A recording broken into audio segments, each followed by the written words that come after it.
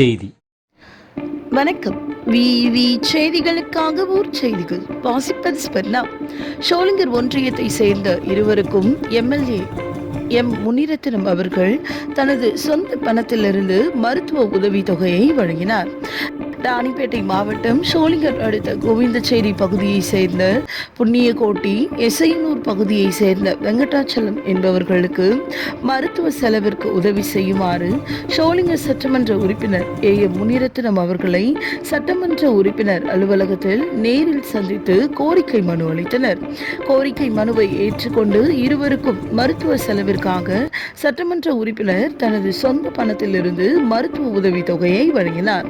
விவி செய்திகளுக்காக விஜய் மற்றும் பாஸ்கர்.